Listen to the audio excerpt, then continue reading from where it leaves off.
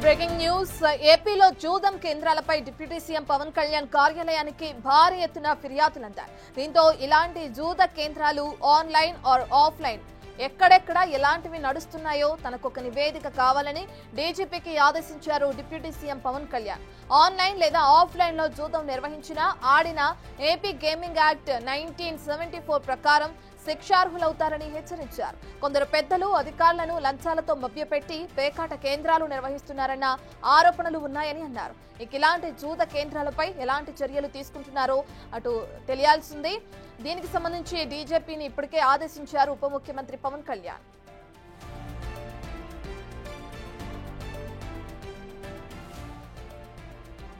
పూర్తి డీటెయిల్స్ అందించడానికి మా ప్రతినిధి శివ అందుబాటులో ఉన్నారు. శివ, మనం చూస్తున్నాం జూదం నిర్వహించినా లేదంటే దానికి సంబంధించి ఆడిన కఠిన చర్యలు తీసుకోవాలంటూ డీజీపీనికి ఇప్పటికే ఆదేశాలు జారీ చేయడం కూడా మనం చూస్తున్నాం.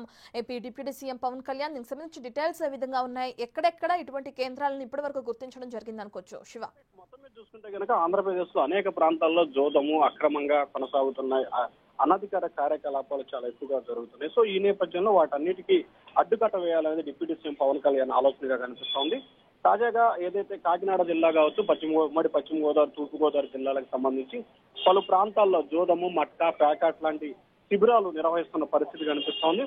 ఆ శిబిరాలను సాక్షాత్తు కొంతమంది పోలీసు అధికారులే దగ్గరుండి నిర్వహిస్తున్న పరిస్థితి కనిపిస్తా ఉందని చెప్పి పవన్ కళ్యాణ్కి ఇటీవల కాలంలో అనేక ఫిర్యాదులు వచ్చాయి. సో ఈ ఫిర్యాదుల్లో భాగంగానే భీమవరం డీఎస్పీ వ్యవహారానికి సంబంధించి కూడా చాలా కీలకంగా హెచ్చరికలు జారీ చేశారు. ఏపీ డీజీపీ హరీష్ కుమార్ గుప్తాతో పవన్ కళ్యాణ్ స్వయంగా ఫోన్ లో మాట్లాడి ఈ అంశానికి సంబంధించి పూర్తి స్థాయిలో నివేదిక ఇవ్వాలని చెప్పి ఆదేశాలు జారీ చేశారు. ఏపీలో చట్ట విరుద్ధంగా జూద కేంద్రాలు సాగుతున్నాయని వివిధ ప్రాంతాల నుంచి ఫిర్యాదులు అందినట్టు ఆ పిటిషన్ కాపీని కూడా ఆయన పంపించిన పరిస్థితి కనిపించింది.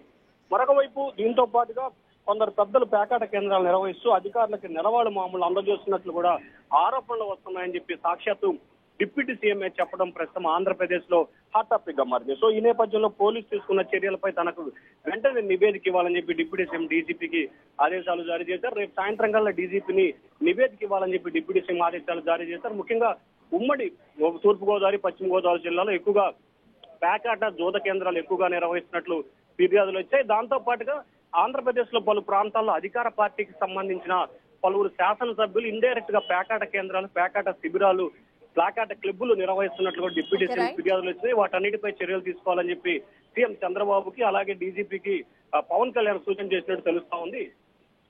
Right, thank you Shiva.